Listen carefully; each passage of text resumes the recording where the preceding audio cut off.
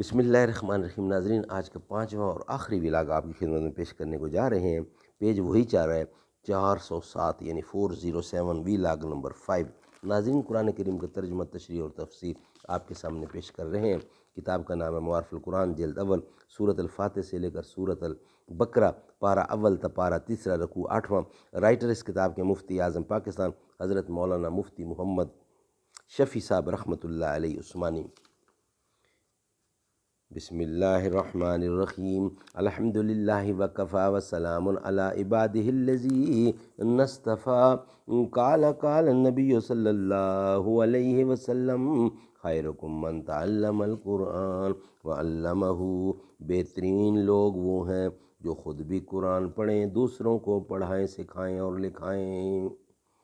مسلمانوں کے ہر فرقے نے ایک دوسرے کو کافر کہا، ایک کافر ہی ہیں جو اس نے ہم سب کو مسلمان کہا۔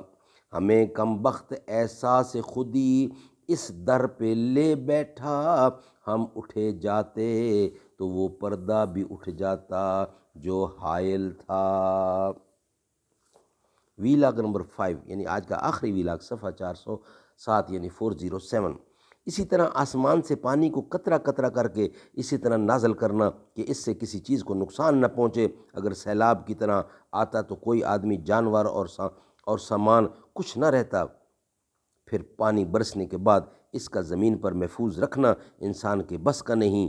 اگر کہہ دیا جاتا کہ 6 ماہ کے پانی کا کوٹا اپنا اپنا ہر شخص رکھ لے تو ہر شخص اس کے رکھنے کا کیا انتظام کرتا اور کس طرح رکھ بھی سکتا تھا، اور کسی طرح رکھ بھی لیتا تو اس کو سڑنے اور خراب ہو جانے سے کیسے بچاتا۔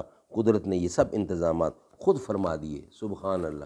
ارشاد فرمایا فَاسْكَنَّهُ فِي الْأَرْضِ وَإِنَّا عَلَىٰ ذِهَابٍ بِهِ لَقَادِرُونَ، یعنی ہم نے ہی پانی کو زمین کے اندر ٹھہرا دیا، اگرچہ ہمیں اس کی بھی قدرت تھی کہ پانی کا، یعنی اگر ہمیں اس کی بھی قدرت تھی کہ بارش کا پانی برسنے کے بعد بہہ کر ختم ہو جاتا، مگر قدرت نے پانی کو اہل زمین، انسان اور جانوروں کے لیے کہیں کھلے طور پر تالابوں اور حوضوں میں جمع کر دیا، کہیں پہاڑوں کی زمین میں پھیلی ہوئی رگوں کے ذریعے زمین کے اندر اتار دیا، اور پھر ایک غیر محسوس پائپ لائن ساری زمین میں بچھا دی۔ ہر شخص جہاں چاہے کھود کر پانی نکال لیتا ہے، اور اسی پانی کا ایک بہت بڑا ذخیرہ بحر منجمد بنا کر برف کی صورت میں پہاڑوں کے اوپر لاد دیا، جو سڑنے اور خراب ہونے سے بھی محفوظ ہے، اور آہستہ آہستہ پگھل کر زمین کے اندر قدرتی پائپ لائن کے ذریعے پورے عالم میں پہنچتا ہے۔ غرض آیت مذکورہ میں قدرت کاملہ کے چند مظاہر کا بیان کر کے توحید کو ثابت کیا گیا ہے۔ علماء مفسرین نے ان تمام چیزوں پر تفصیلی بحث کیے۔ دیکھیے جساس سے کرتبی اس کتاب میں انشاءاللہ اگلا حصہ کل بیان کریں گے، جو کہ ویلاگ نمبر 1 کہلائے گا۔ آج کے ناظرین 5 ویلاگ ہمارے کمپلیٹ ہوئے، اور انشاءاللہ کل آپ کے سامنے پیش کریں گے نئے ویلاگ کے ساتھ قرآن کریم کی آیت کا ترجمہ اور تشریح۔ ناظرین، اگر آپ کو ہمارا ویلاگ پسند آئے تو اس کو پھیلائیں دنیا کے کونے کونے میں۔ در سرکار دیکھوں گا بڑے عرصے سے چاہا ہے، در سرکار دیکھوں گا وہی میرا گزارا ہے، در سرکار دیکھوں گا مبارک ہاتھ سے اپنے وہ دیتے ہیں فقیروں کو، میرا بھی کچھ تو حصہ ہے، در سرکار دیکھوں گا۔ مجھے دو پرمنٹ ویزا نہ پابندی ہو کوئی بھی، مجھے تا عمر جانا ہے در سرکار دیکھوں گا، یہاں سے منتقل کر دو مدینے پاک لے جاؤ دم آخر ٹھکانہ ہے، در سرکار دیکھوں گا۔